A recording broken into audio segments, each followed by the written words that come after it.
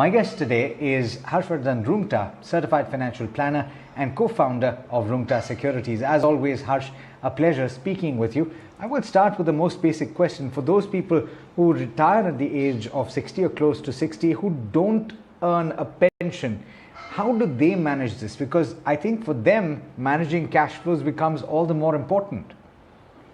You're absolutely right, Alex. So, in fact, when we talk about a situation where a person has retired without pension, so post-retirement, the first thing comes in is that, you will not anymore have a fixed cash flow.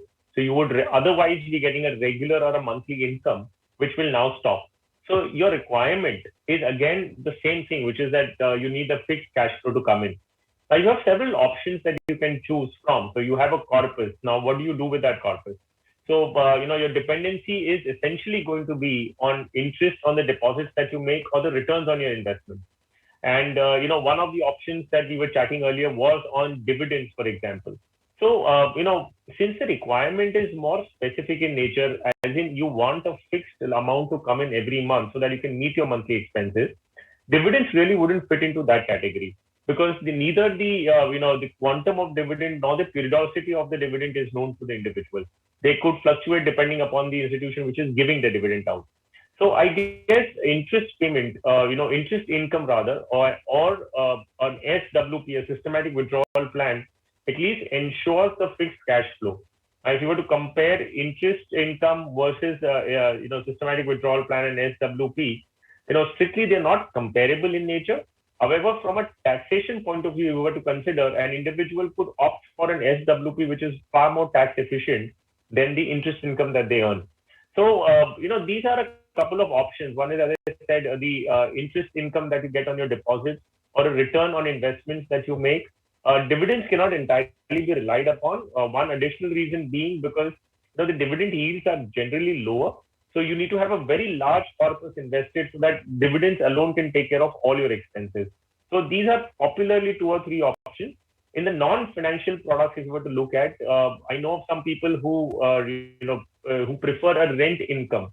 So all the corpus that they have, they park it in a fixed, in a real estate, and look at rent income coming out of that, which takes care of monthly expenses. However, real estate investing has its own set of nuances and limitations. So I would just generally suggest for a retail or a common investor to look into more details before finalizing anything on the rental part at least. Otherwise, financial products, there are a whole lot of options available. And most certainly an individual can construct a portfolio in such a manner that he has a mix of interest income and a systematic withdrawal plan, which takes care of the monthly expenses. I'll come back to how one should construct their portfolio with this in mind.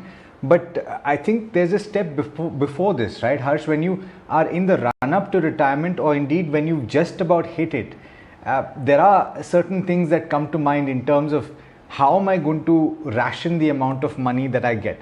And not everyone is blessed with having generated a large amount of corpus where they don't even have to worry about it. They can just keep pulling from what they've saved up.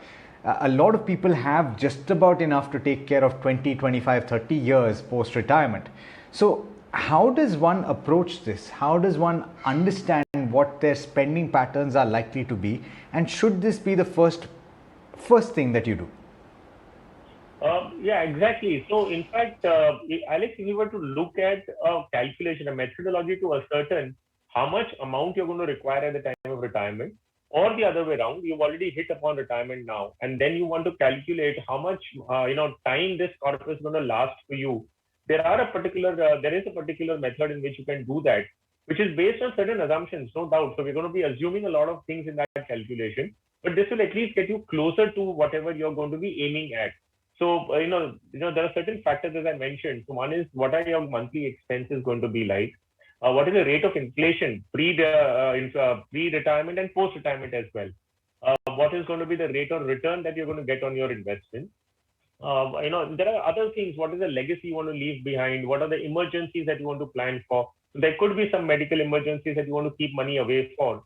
So these are about a couple of factors that you'll have to incorporate in your calculation, and which will give you a sense, if you're planning for retirement, so you're much younger, you're say probably 20s and 30s, and you're planning for a post-retirement period, then this is the assumptions that you will put into. Take inflation into consideration, calculate the corpus that you need, how long. So you're going to estimate a longevity for yourself as well. So when you put all these factors together, you will come to a figure that you need to target to achieve at your age of 60. Now, when you're post 60, you already hit 60 now, and now there is a corpus available with you. The same factors come into picture. You put in those factors, you calculate until how much time this existing corpus is going to last. So I'll just repeat those factors very quickly. So because these need to be put into the calculation. What are your monthly expenses? What is the rate of inflation? What is the rate of return that you're going to get on your investments? What is the longevity that you're expecting? Is there any medical emergencies or emergency fund that you need to keep aside for? And if there is a legacy that you need to give to your next generation, put that into into the calculation, and you'll know exactly how much this corpus is going to last you for and how many years. So you can plan your expenses accordingly. In fact, when you look at the corporates, the business organizations, there is a projected cash flow calculation being made. Same is the case with your individual cash flows that you can estimate.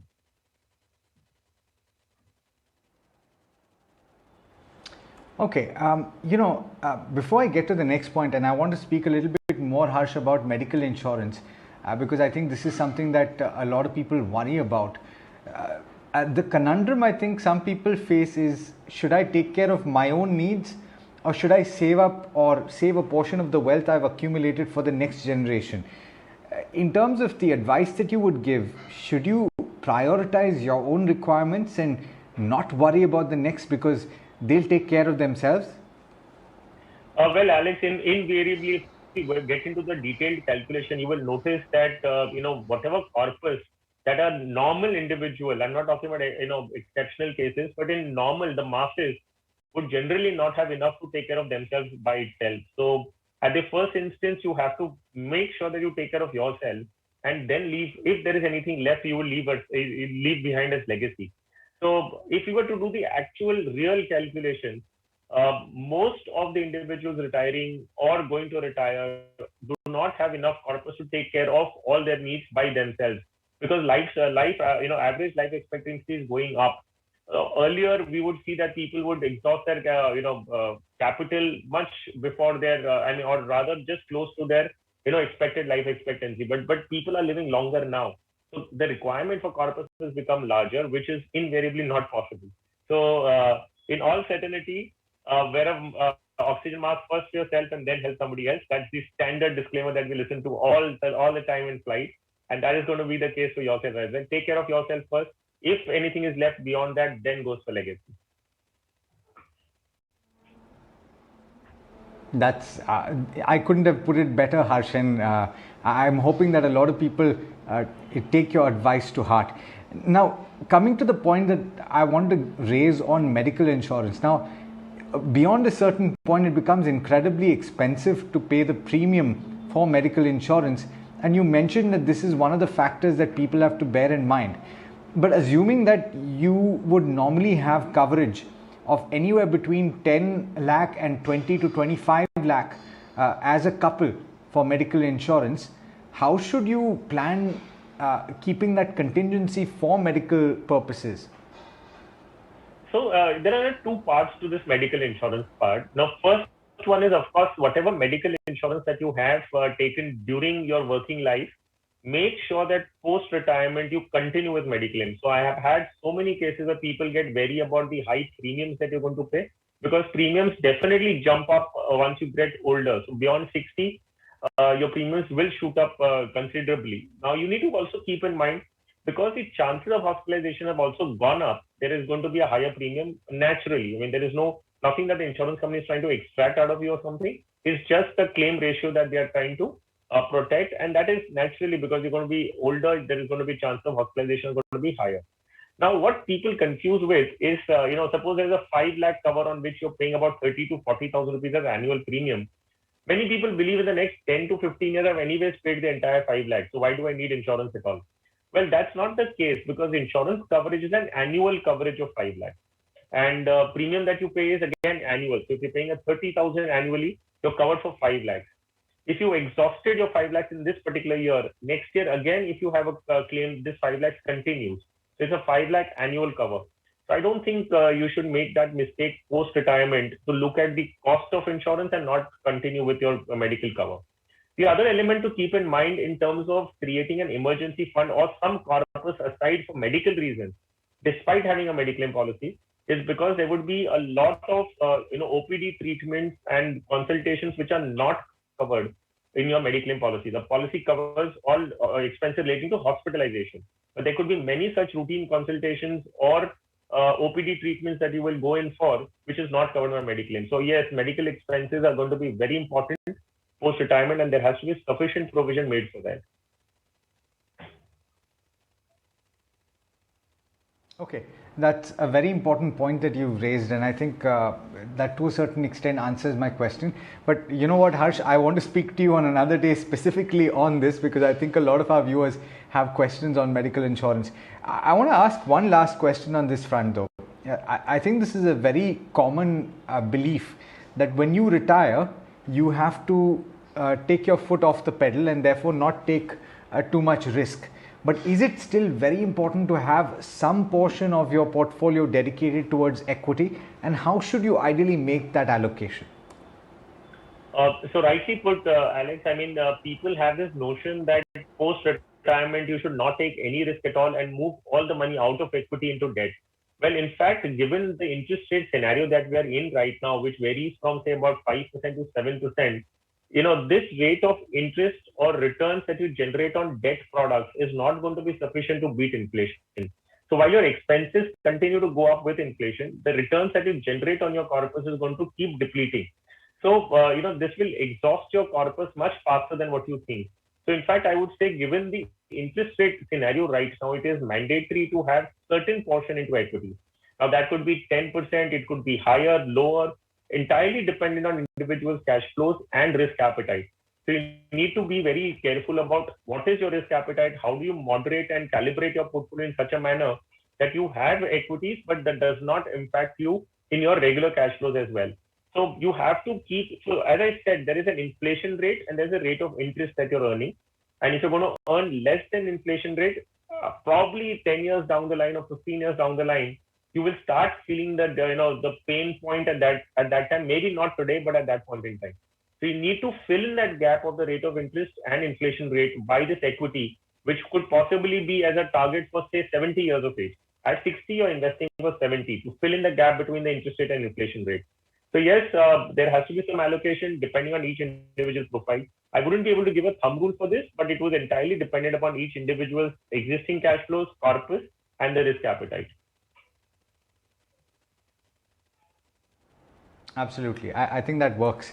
Harsh, it's been an absolute pleasure speaking with you as always. Thank you so much for taking the time. And I do look forward to speaking to you once again to get your view on how to manage medical insurance and medical expenses post-retirement. We'll couch that for another day. We're in conversation with Harshvardhan Roongta, and there has been a query that was sent in by one of our viewers, Harsh. I must say that it was a little bit of a demanding query because there are quite a few boxes that Mr. Krishnan wants you to tick when he's asking this question. He's saying he's looking for a mutual fund category and he's asking which would be the best one to invest in that would provide a retiree a steady monthly income stream through the SWP route. Incidentally, this is something we spoke about in the previous conversation, and this is something that should consider safety of capital, efficient tax rate, and a decent CAGR for capital appreciation. And he's asking whether a conservative hybrid fund would tick all of those boxes, and can you recommend one or two suggestions that he can consider in that category, if that is indeed the category? If you were to look at the conservative hybrid fund, you will see the equity allocation in the conservative hybrid fund will be a maximum of 25% because that's the mandate as per SEBI. Now, within that category, because it is 25% allocation, for taxation purposes, it will be a debt fund.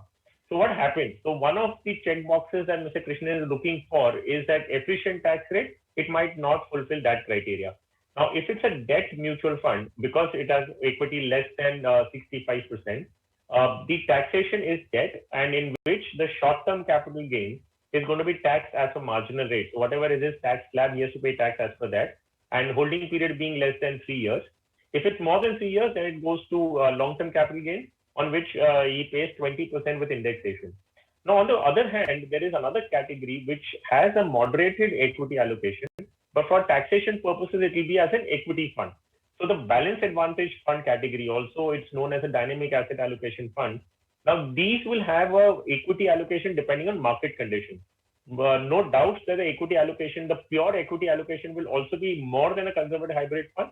However, from a taxation point of view, it is categorized as equity. Now, if you see the tax implication on an equity fund, a short-term capital gains holding period being less than 1 year is 15%, and long-term capital gains being 10%, and with a basic exemption up to first 1 lakh not being taxable. So clearly, on the taxation front, you will find a balance advantage fund to be far more better than the conservative hybrid fund. As I mentioned, there is going to be slightly more equity allocation in balance advantage fund as compared to a conservative hybrid. Nevertheless, I can give him recommendations on both the categories, and he could choose whichever he likes. So within the conservative hybrid fund, I could recommend a Canara Robeco conservative hybrid fund, in which the equity allocation will be about 22% currently, or a Kotak debt hybrid fund in which the equity allocation is about 24%. Now, if you compare this, I give you other options within the balance advantage fund category. So ICICI Balance Advantage Fund is one such scheme that he could consider. However, the equity allocation in this fund would be approximately 36%. Or you can look at the ABSL Balance Advantage Fund, in which the equity allocation currently is at 40%. So, just barring of a little bit more allocation, pure equity allocation in balance advantage fund versus conservative hybrid, from a taxation perspective, the balance advantage fund is far more superior. Okay. I think that wraps it up very neatly, and in fact, I'm sure that Mr. Krishnan will have his answer, and you've managed to tick all of the boxes. Harsh, thank you so much once again for taking the time for the lovely conversation that we had, and also the question that you just answered. My pleasure, Alex. Thank you.